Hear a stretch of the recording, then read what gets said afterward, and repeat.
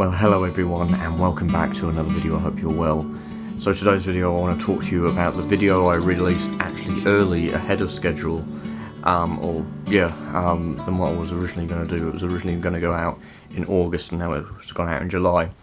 And the reason why is I had the fall, yesterday, and it's really affected me, and I just wanted to give you some more details on what happened later on. You know, I thought that I was basically going to just rest and not go anywhere and just recover naturally, but I ended up going to hospital in an ambulance the next day, about 24 hours later. So in this video I want to talk about my experience with it, what happened, how I'm feeling now, also what I've experienced since I've got out of hospital, what's happened, because how I'm feeling since getting out of hospital, there's some complications or some issues I've got which I didn't really know was a thing when I was in hospital. So yeah, that's what I wanted to go over, and it just allows me to expand, and I know a lot of you have probably got questions, and I wanted to also tell you about the experience after the fall and getting out of there. So yeah, that's the reason I'm making this. So let's start off with, I was a bit of a wally. I was actually a big wally, quite stupid to think that this was going to be easy. Now, the staff at the Stirling Range retreat tell me that this place is unforgiving. People have lost lives, and I know they've lost lives. There's people who have made the news for losing their life. There's people who have lost their life who have done the hike up Lough Knoll, which is a big tourist attraction here, visited by thousands of people from around the world, probably each month, tens of thousands each year, I'd say. It gets very busy up there, and one person left the trail at the top, got lost and died out there. So yeah, and if I was there, I don't think I would have got lost too badly, but no, I don't want to say that because it makes me sound like obnoxious and rude and uncaring, but I can understand it as well, because you might go to another peak. If you don't know where you started from, then you'll get lost. By the way, I am doing this in the cabin at the retreat where I'm staying. There is a fridge behind you, which might echo off. It might the sound might hit the fridge. I might hit the store. I'm struggling with words. So it might hit the store and bounce towards the mic, so it might pick up in the background noise. I've turned off my fridge freezer and turned off anything else and shut the door. You might hear background noises of like people playing basketball over there, the people sitting at the it's a simple word, I know it.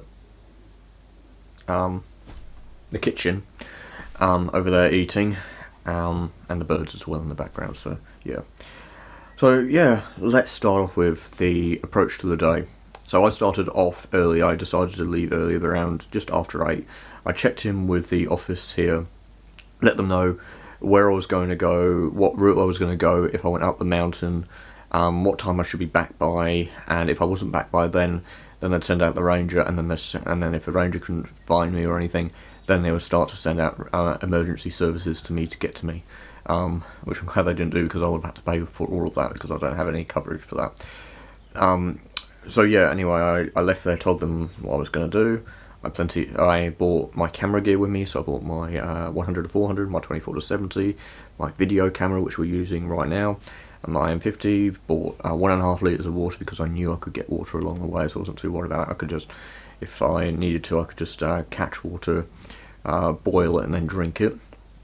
I had my jet boil, I had a bit of food, so I had my chocolate, had my beef curry, which is by On Back Country Cuisine. I'm just reading it right just over there. I can't remember if I said jet boil. I had some tea, I had some hot chocolate stuff as well, so I was able to make stuff. And I also had firelighter, toilet paper, power bank so I could charge my phone if it died. I had 3 torches. I had a head torch, I had a small little O-light torch, I'm not sure if it's here, and then I also have a powerful, it's a torch about yay big, about 4 inches in length, and that's very bright as well, and that lasts a very long time. It's able to put out 4,200 lumens, and I could signal if I needed to with that. So that was my intention. I had waterproof clothing as well, so waterproof trousers, waterproof jacket. I also had a duck down jacket as well, and what else? I can't think. So yeah, I went out with that. I'm just trying to think if there is anything else. I'm also trying to think what I'm going to say next. Oh, I'm starting to feel sick. Oh, anyway, I'll push on. So the start of the track was good. It was nice, level, flat ground, not too thick or anything. It was looks like the Ranger vehicle uses that quite often. I could see fresh tyre marks in the ground from probably about a day or two ago, and then it sort of cleared up later on. There was a bit of washout, so if there was an emergency vehicle that had to come that way, they wouldn't have been able to get to me from that way. Oh, sorry, I'm just getting pain as well, like abdomen. I've got a lot of pain everywhere. But yeah, we'll go over that near the end. Yeah, anyway, so because I've done this tape before and I went on for about 30-40 minutes, so yeah, I want to minimise it a lot more. Probably get it down to 20 if we can. Hopefully I don't blabber on too much and forget what I've said. So yeah, done the trail. I took some photos along the way, as you would have seen it in the video. If you haven't seen that video, I'll link to it up above, down below, and at the end of this video, so you can go and check it out. It's got the clips of me falling, and I actually also took some photos even after my full handheld.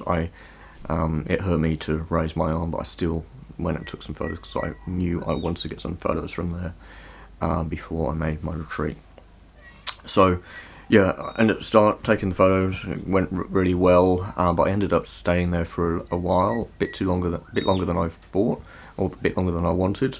I was probably there for about an hour. I get really engrossed in the situation when I'm taking photos, so time passes very quickly and I don't realise it. So I had to make up time for that, so I didn't stop for much of it.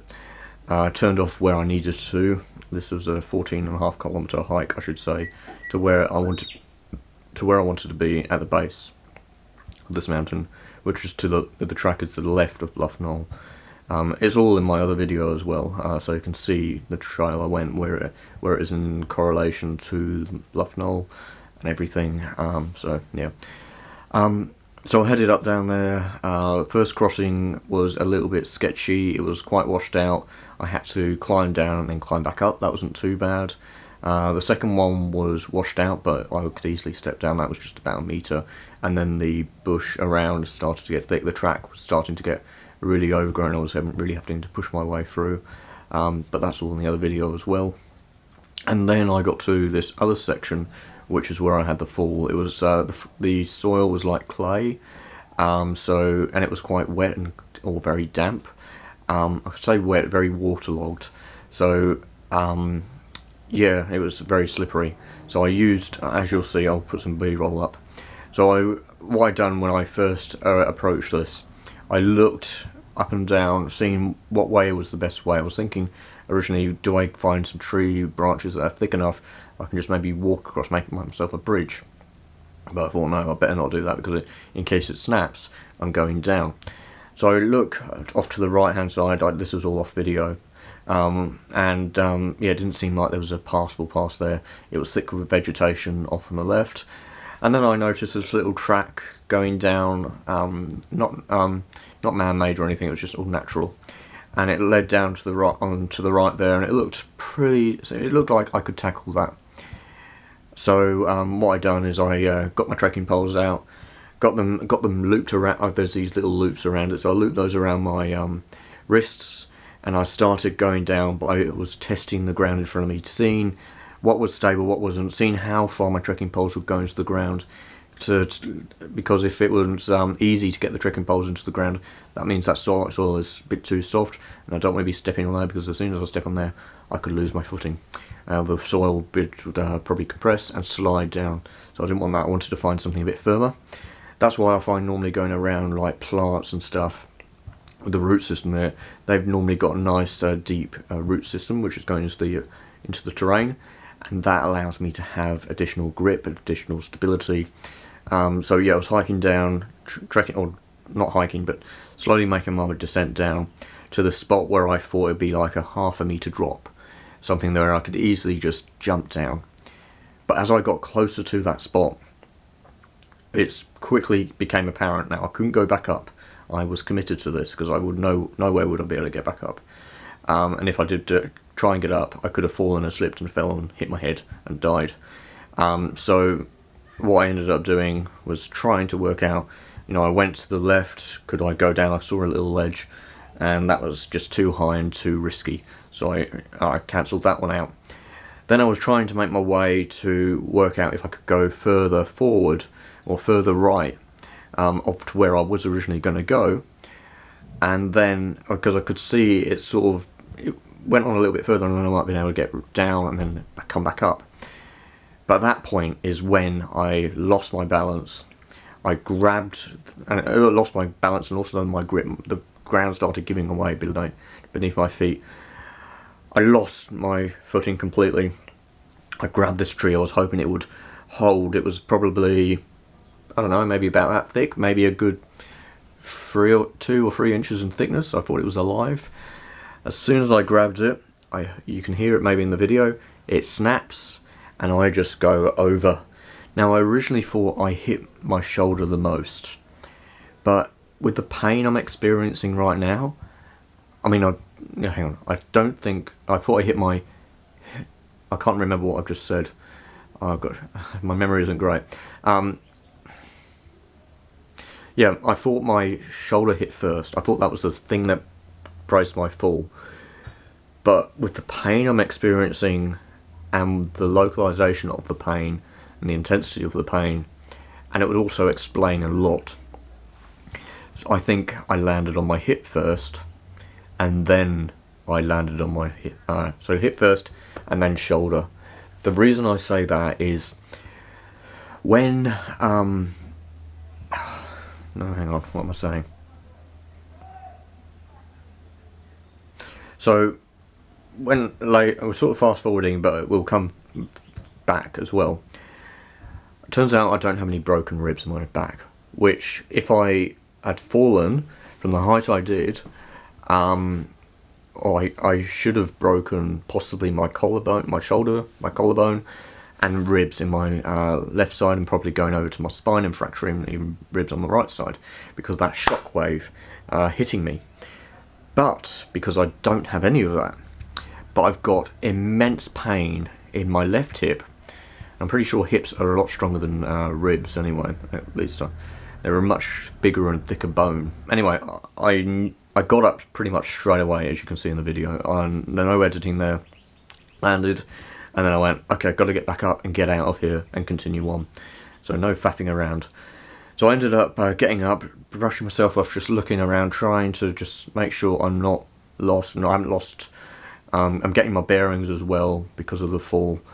I was worried about concussion and stuff and dizziness, which turns out I possibly do have a concussion. I have a concussion, which I'm surprised I got out of this situation, but we will go into that. So I ended up climbing. I tried to find the best route to get up, and it was just the thing in front of me. It was such a hard climb getting out. I was worried about falling back. I almost fell twice going back, which would have been a higher fall than what I originally done, which could have killed me as well. This fall could have killed me. So yeah, if it knocked me out and everything, and I would have, or anything is possible. If my injuries were a lot worse, if I broke an arm, I definitely wouldn't have been able to get out there because I couldn't lift myself, and I wouldn't have been able to get around. If I broke my leg, I wouldn't have got out of there, and I wouldn't have got rescued because no one knew I was there, and I had no beacon. But even some beacons, they wouldn't work from that point. So yeah, anyway, I got out, and I thought I was all right. I knew I was sore, so I kept walking. About 200 meters down, or maybe 300 meters down the track, I decided to have a break, and then I'd assess how I was feeling. So I started lifting my arm up, moving it around, seeing what my mobility problems were like, seeing what it was like at the time. I'm just seeing what my focal length is, because I'm going to do a movement. So I lifted up my arm and seeing what range I had, seeing if I could go higher, which right now I can't. And I better not do this for too long, because last time I done this I couldn't get it back down that well. I couldn't go back, and going up was a problem, and it still is. It's still really quite bad. And yeah, coming back down. So I can't go back. I can only sort of go in line with my back, whereas my right arm, I can go all the way back like that. I've got full range of mobility, no problems there whatsoever.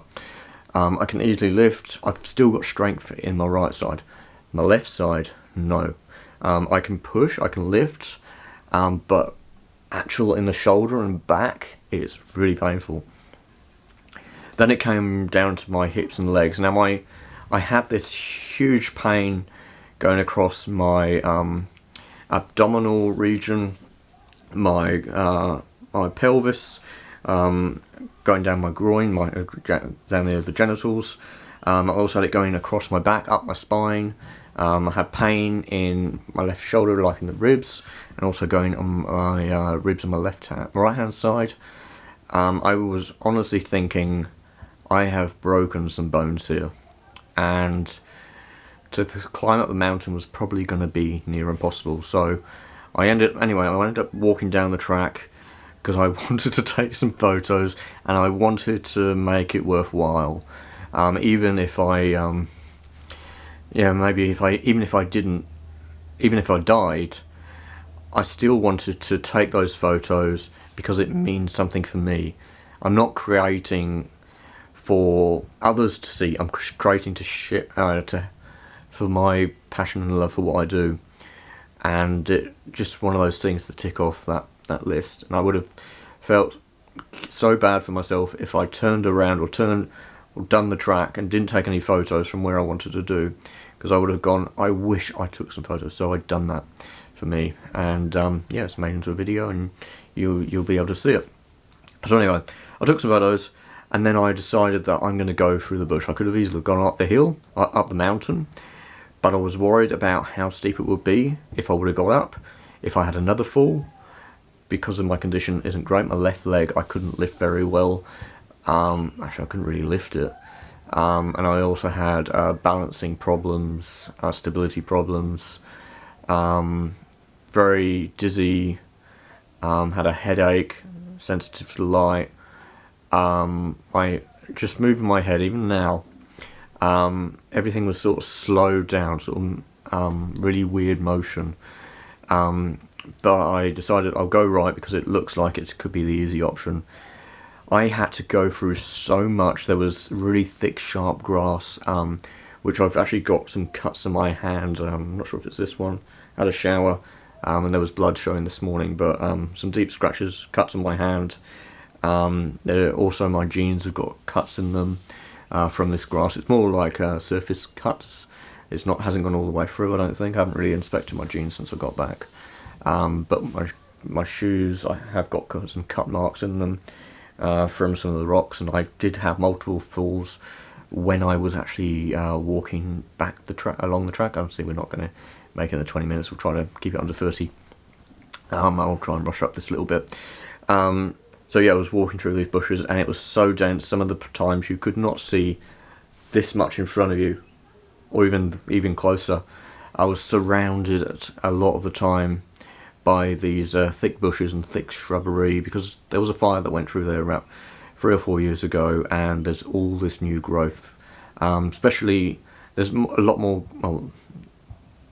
new growth throughout the whole area, which is making it really dense. But around the water sources, it was really, really overgrown to the point you can't see through. But to the points where you get out of that and get to a few little open areas for a short amount of time, which is where I've done my videos, where I've done my pista camera. So I never done it when it was really tight, or I only picked areas where it was open. That way, if there was a snake or an obstacle or anything nearby that was going to cause me harm, I could get away, and also I could see if there's anything that's going to cause harm to me. That's the reason why I've done it. So every area where it was thick, I pushed through. I literally pushed through, because there were times I could not go around. I had to push through branches, push through prickles. I've got there's really prickly bushes out here in Australia, which as soon as you touch, you go, I'm not walking through that, or you wouldn't even touch it really. You see the sharp spines on them that are about maybe a half an inch long, and you go, I'm not going anywhere near that. And you probably, but for me, I was walking through about 300 or 400 meters of that stuff, ankle deep. I mean, not ankle deep, hip deep, up to my chest deep, walking through this stuff. And for me, the pain that I was in was a tickle. Those plants were a tickle compared to what I was experiencing with my body. So I kept going, falling over, getting lost. I did get lost for a little bit, but what I kept doing is I knew where I was going to. I knew the terrain. I knew, I know the Bluff Knoll Trail. I know the way it goes up the mountain. I know where it starts from. I know that route. So I could go. I could count the ridges. I could go, okay, I know that's where the waterfall is. Then I go, oh yeah, that's the ridge where you walk along to get to the actual mountain, and then it passes on the other side of that ridge to get to the car park. So I was looking at that like a V shape with the mountain, with the V. But I thought there was only like 2 or 3 ridges to go, but it turned out maybe about 6 or 7. And when you're looking across the terrain, you don't see the little ones, you only see the big ones. There were areas where the track was just completely washed out, or the ridges, the valleys were washed out. I had to go further up, because if I was travelling there at night, I would have easily fallen down there and killed myself. And I do put the emphasis on kill. I'm not taking that lightly. I would have killed myself. I would have died. I might not have killed myself straight away. I might not have died straight away. I would have died over a matter of maybe minutes, hours or days, because no one would have known I was there. I wouldn't have been able to hear anyone down there. I wouldn't be able to signal out to anyone when I was down there. But yeah, so kept going over the ridges, taking plenty of breaks, let my legs rest, because they were so painful, and I just went, every metre I go is 1 metre closer to my destination, and I'm just hoping I get there, and hoping someone picks me up from the roadside. If I didn't have anyone pick me up from the roadside, I was going to sleep at the roadside and wait for the ranger. That's what I was going to do, just rest there. So I kept pushing along, got to about 500-600 metres from the car park, or from the viewing point where there's these steps. You come up, if you're exiting, coming off of Bluff Knoll, and there's a trail which goes to tarmac, and then you've got these, 15 steps or so onto this metal platform. I could see the metal platform, and that was my goal. And that's what I was using as an indicator. If it wasn't for that, and seeing the toilet block to the right, I possibly would have given up, because I wouldn't have really known exactly where it was. But it was just one of those things which you see in the distance. It's like if you're suffering with dehydration and you see water in the distance, and that was my water, that was my way of getting out.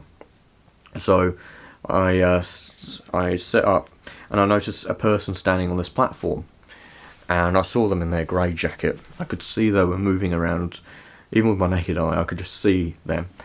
Tiny little thing. And what I'd done is I went and grabbed my torch out of my camera bag. Now that's 4,200 lumens, very bright, and I put it onto strobe. And what I'd done is I put my fingers up like a V shape, brought the torch up to my head, and then done like a side-to-side movement, just going across my fingers, between my fingers, lining up with that person, so they could see. Because if you're on that platform and you look out, you'll notice anything that shouldn't be there. If something is reflecting at you, a bright light or a mirror or anything flickering, you'll know something's a problem. There's a problem. And I think if it was a bright sunny day If I'm going to carry a mirror, in fact, I'm in my bag now, some sort of reflective thing that acts like a mirror, I can just pass it. I could signal a plane.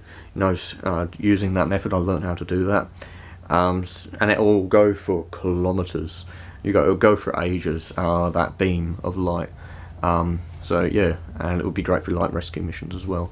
Especially if I was down in the gully, I had the light over me, and I could just signal a plane that's overhead. Yeah. So yeah. Anyway, that didn't really work. I was hoping they would see me, and I'd get rescued, because at that point I was in such pain, and I was falling over all the time. I couldn't lift my left leg.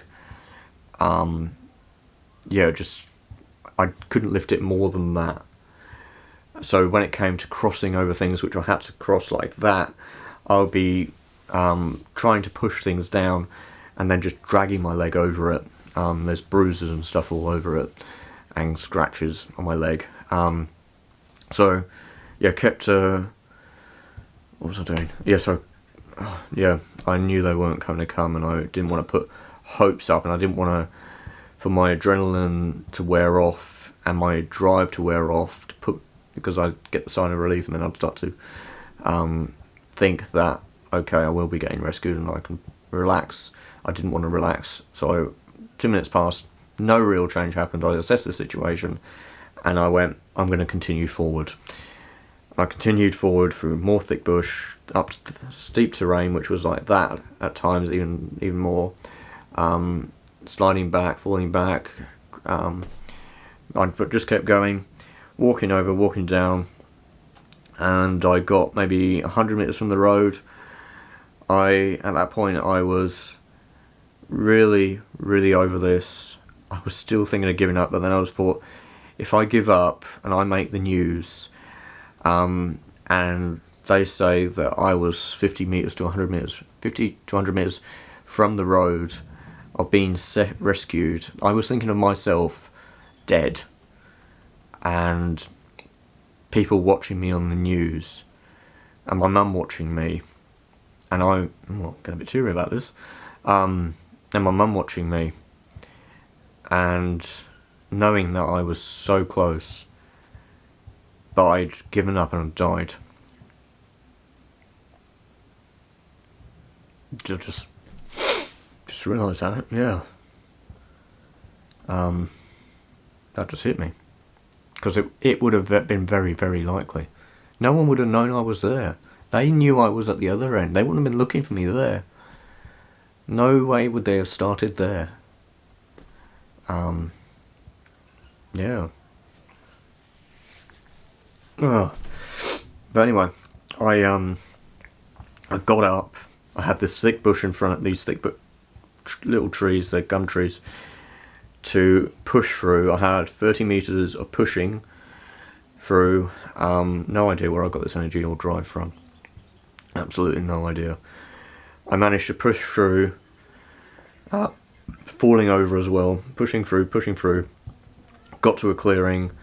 I could see the road off in front of me, and then I decided just to stop and have a look around, and then I noticed the road to my right. It was about 20 metres away, even closer. I walked quickly to that. I actually jumped, because in the adrenaline was helping me. I jumped across this gorge thing, hurt my left leg even more, and my whole body. Jumped across. It was only like a thing like maybe a metre or so across and maybe a metre deep, so I knew if I did fall, I'd be alright, and even if I did break something, I knew I'd be alright because I was close to civilization, and they would see me. So I jumped it, got there, walked across the road, I think, or maybe I didn't, I can't remember. And then I got my phone out and said, "Oh, this is something about the sweetest thing you've ever seen." And about 4 seconds into the video, I hear a car coming. I just got there and I just got my phone out and done it, and then the car came and these people picked me up. I signalled out to them, thumbs up. They so the thumbs up was to signal them, thumbs up, and also thumbs ups for helping me. And they took me down. I told them I had fallen onto my hip. I'd fallen from a height on the trail. I had to walk for about 3 or 4 kilometres, or 3 kilometres through bushland. I'm pretty sure, because I started walking away from the mountain at one stage because it was easier going, and then I realised kept going, and then I had to come back. So I'm not sure how far I was walking, maybe 100, 200 metres, maybe 300 metres, and then I came back. So yeah, I got back to the accommodation. I decided I'd just rest, didn't really think too much of it, checked in with the staff here, Helen, Darren and Virginia. They were all really happy to see me. They were saying they were going to send out the rescue team, I think at 6. I thought it was 4. Or the ranger out at 4 if they didn't hear back from me or didn't see me. So yeah, got back and had a cyclone and an ice pack on my back because that's what they gave me. But the next day I was feeling in much worse shape. The pain was increasing. I was finding it difficult to walk. In the morning I had a shower and stuff, thinking that would help. I put ice pack on for 20 minutes, and yeah, the pain just got more and more unbearable. And as the day rolled on, I struggled with sitting like I am now. My feet have gone, my legs have pretty much gone numb, and they go really, really painful. So I was thinking, what do I do? Do I drive down? But then I was thinking, if the hospital don't allow me to drive afterwards, which they didn't allow me to drive, then I wouldn't be able to get my car back. And I thought, friends picking me up, but I didn't want to bother them just in case. I don't like asking people for help. Now, I'm more than willing to help anyone out in any sort of situation if I can. So I will, but I don't expect people to look after me.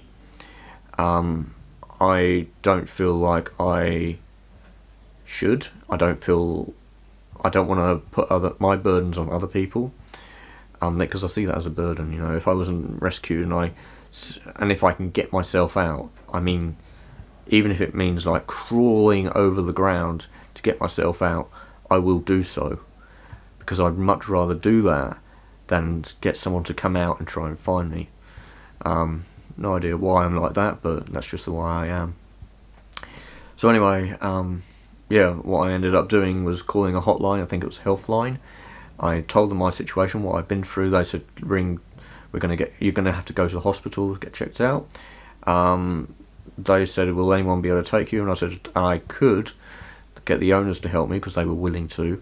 And actually, this is going to be a long video. I try and narrow this down, but there's so much in it. I'm probably going to upload this in 1080 because 4K and there's no point.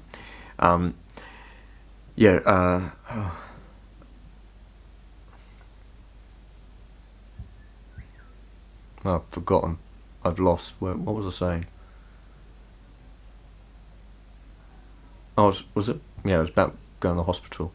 So yeah, then I made the decision. I was all able to just make these decision making, and then I went, you know what? I'll get an ambulance. I don't know if it will cover me. I don't know how I'll cover it. You know, if I had to pay for it, I've got cover, but I don't know if they would be able to. I don't know if I've got cover to travel an hour away to get there, but I'm pretty sure I would. I don't know with these remote places and how everything works. So yeah, I knew I had money, but even if I knew I wanted to get checked out because of the pain I was having and everything I was experiencing. Sorry, I wasn't sure if that was going to be a burp or vomit. I've been having that quite a lot. So yeah, got the ambulance to come out. They were really nice, and since they were volunteers, they weren't able to give me anything strong. All they were able to give me was Panadol and this green whistle thing. Don't know what it was. It's a green like pipe thing. You breathe into it. It's got a vent and stuff, and it's got like this charcoal filter on it, so it doesn't. The staff and everything don't smell it. So they said if you they said it's really strong. A lot of people cough and can't take it. So what I said is, okay, I won't. And I said, what's the side effects from it? They said nausea and vomiting. I said, well, right now, I feel like I could vomit and pass out. I don't want to take it, so I didn't. But the road down from the Stirling Range all the way was unbearable. My hips, when I was sitting out here, Felt like I had broken my pelvis, or broken my hips. Or, no, it is pelvis. My what's it called? It is my pelvis, isn't it? I don't know. I'm gonna go with pelvis anyway. So I thought it felt like I had broken my pelvis. Got into the ambulance. I was expecting pain relief, and then we didn't have the pain relief. And the drive down over the bumps, my pain was getting worse. I started like an 8, I told them, then it got to a 9, then it got to a 10, and the pain it was so extreme, I said 11, 12. Even when it got to like 11 or 12, I said back to 10, because the 12 was the new 10 for me, and then it was going up and up. And when I was in the hospital, when I got there eventually, they done some prodding around with me. They moved me along. They pretended I had a spinal, and I said I can't move. So they were all putting boards and stuff under me. They'd done CT scans, X-rays. So the CT scans. They injected me with a dye, which shows up your organs a lot better, and if there's any leaks or any internal bleeding, it will show that up. Nothing, no broken bones, no internal damages. I've just got a lot of muscle and deep tissue damage. Probably big bruises as well will eventually show. Some bruises are showing in certain areas, like on my arms and some of my ribs here. So got through there. And I knew what they were going to do as well, because of when I broke my back about 7 years ago. So I knew they were going to do checks on me. But one thing I said, I didn't hit my head, and they originally just shined the light at me. I think it was a fair distance when I just looked at it. They didn't actually shine it into my eyes, none of that. I ended up staying in overnight. I got there about 10 o'clock. I didn't get discharged until.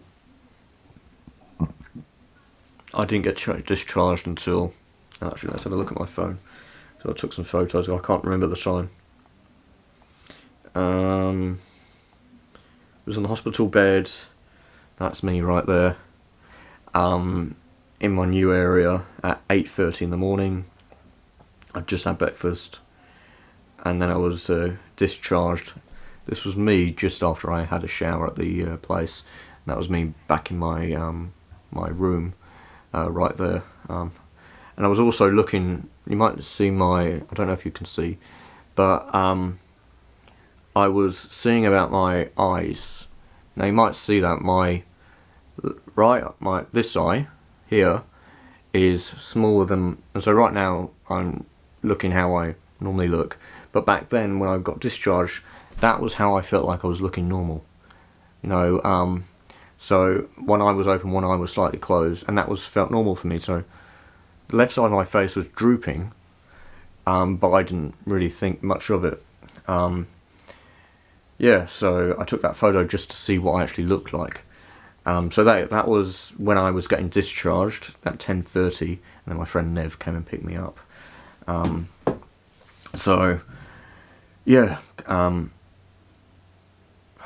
This would be so much quicker if I can remember stuff. I can't remember what I have said and what I haven't said. I got discharged, got given Celebrex, which might be around here somewhere. I know it's probably over there. I got Celebrex, which my friend Nev picked me up. My friend Nev picked me up. And we went to the chemist. He got me some more bread and food, or strawberry jam and bread, no cost to me. He was there and he helped me. There were other countless others that were willing to help me as well, which I really appreciate, and every one of you, and your support. And even people from Perth, they were sending me messages willing to drive down to help me out and see me in a hospital, that's hours of driving. And I didn't think I had that sort of effect on people. I didn't think I meant that much to people, to be honest. I didn't see my importance on people and their lives and whatever. because I give so much out, but I never ever expect anything back in return. No money, nothing. You could treat me like garbage, but I just want to look after you and treat you with respect and care. So yeah, and yeah, there's no gain or anything selfish by it. I just want to help people because it makes me personally feel good, and it's just the right thing to do. So anyway, yeah, he picked me up, and I was going, do you want me to call to go to the Stirling Range, because it's not an hour's drive? And he said, no, I'm gonna drive you up there. We're gonna go. And I went, oh wow, I can't. That's unbelievable. This is crazy. So we ended up driving up there. I had to stop, I think, about half an hour away from the Stirling Range. I had to go for a wee, but I also had to just stretch my legs because my pelvis was really hurting. I think it's the pelvis, and my legs were really in a lot of pain. And it allowed me to have time to just have a little look around and use my crutches, which have been issued to me by the hospital. So I've got to work out how I'm going to get these back. I might ask a friend to drop these back, or ask the rangers, the retreat to drop them back. But currently, I don't know how I'm going to get home, how long this is going to take, how long the recovery is going to be, because it's just one of those unknowns. What is going to happen? But I'm going to slowly work and try and get out and take some photos. I'm actually planning on getting out and taking some photos shortly. Just going to hobble over, put gear in my bag, take my tripod over, and just take some photos for, not even to share, but just to help me feel good. It's my way of managing with difficult situations in life, and yeah, that's what I enjoy. So yeah, going to do that. Hopefully, the sun looks like it's going to be lower in the sky now, so better hurry this thing along. And this has also been a very long video, but I'm glad I've done this new take of it because I've actually said so much more. And the reason why I was also going to say about the headache and stuff, one of my friends, I've been sending a load of messages, I've been getting a load of messages from so many people. I think I had about 22 direct messages on Instagram. I had about 5 messages on WhatsApp. I have messages from mum and other friends and other apps. So yeah. Yeah. Anyway, one of my friends, Anthony. So I'm rubbish with names at the moment and memory. And I told him how I'm feeling. I was walking from right now I'm getting really affected by heat. So I haven't even got the heater on. I tried to turn it on, and then I just got hot, and I feel like I was going to vomit and be sick and pass out. And I told him about, I had a shower, I got really a little bit warmer. It was only for about 3 minutes shower. I came out, and it took me about 2 or 3 minutes to walk from the shower to my cabin. I stopped multiple times, and when I got back to my cabin, I vomited my mouth, and I thought I was going to be sick. I kept regurgitating. Nothing came out because I hadn't eaten breakfast yet. But yeah, and then he said that it sounds like I have a concussion. Now I thought you only could get a concussion if you hit your head, but it turns out if your body has a violent hang on, what did he say? What did he say?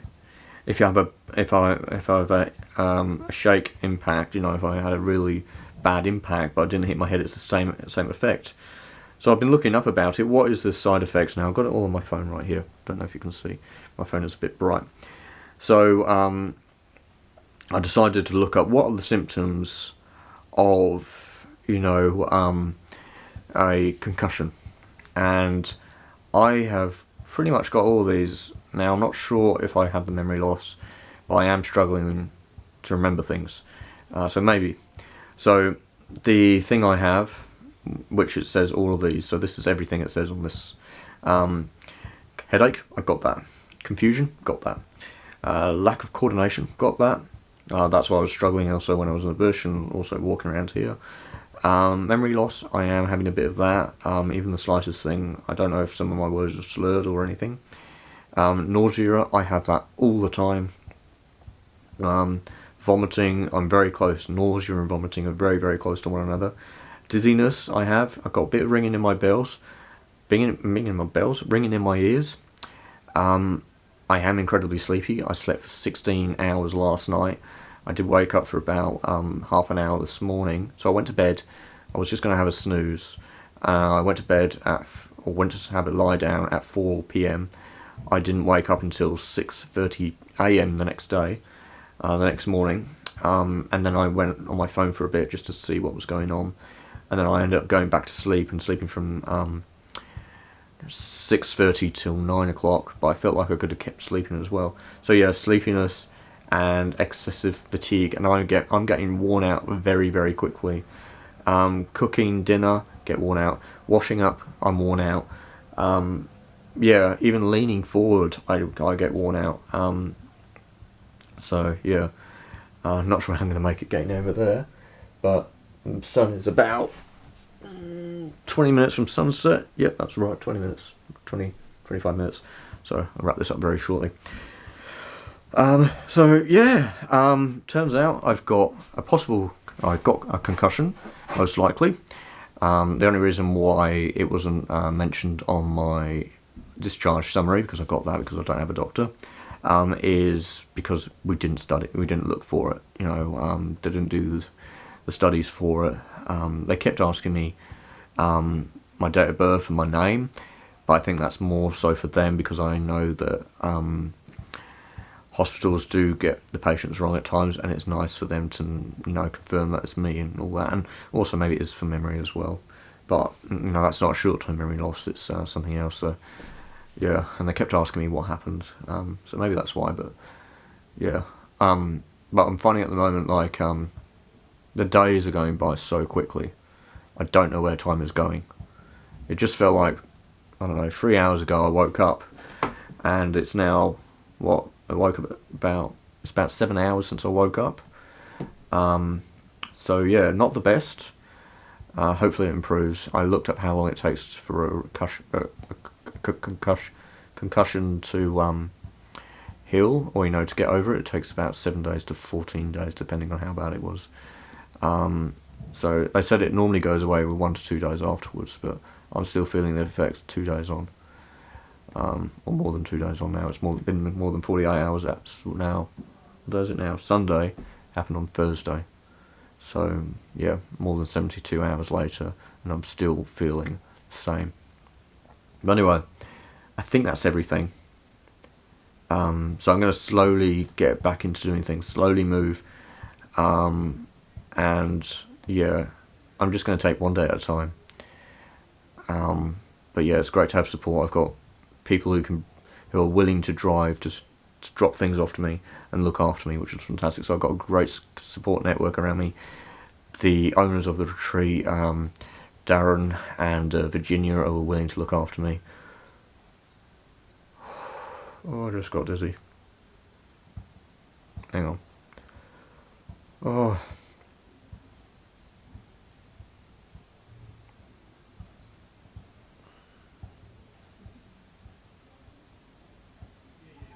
I'm just going like flush at the moment, hot and dizziness. Oh.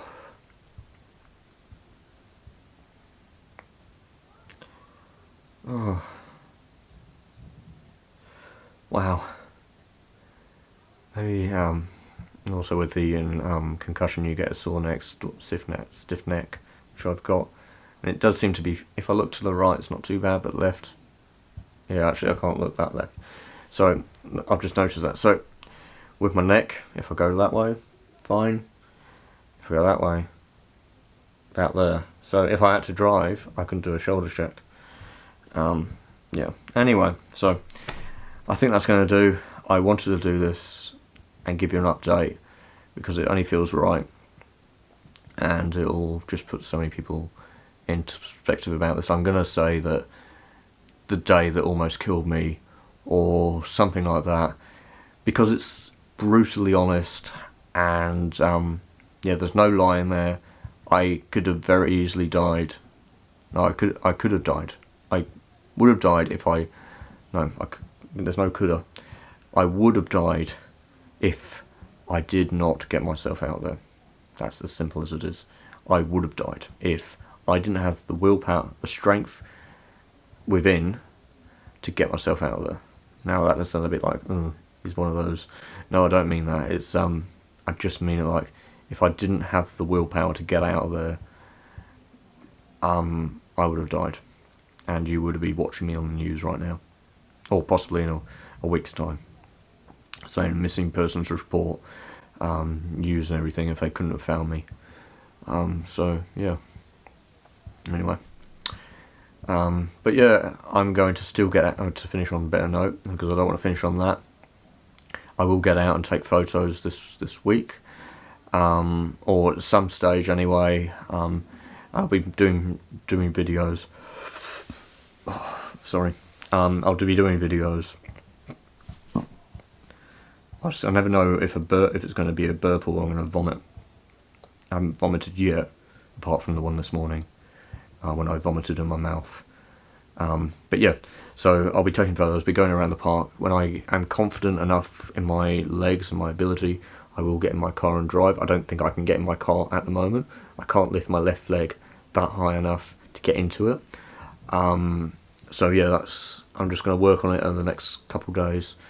Yeah, we've got this lovely light coming through. Anyway, I better hurry up. Yeah, anyway, I hope you've enjoyed this video. Hopefully it's given you some insight into what's happened. If you'd like to see more videos, be sure to hit that subscribe. If you'd like to see more videos, be sure to subscribe. If you like this video, be sure to hit that like button. And if you've got any questions, you'd like to say anything, pop it down in the comment section below. Now, I remember all that stuff because I say it so often. Yeah, so put it down in the comment section. Anyway, I'm Simon, and I look forward to seeing you in the next one. Okay, bye for now.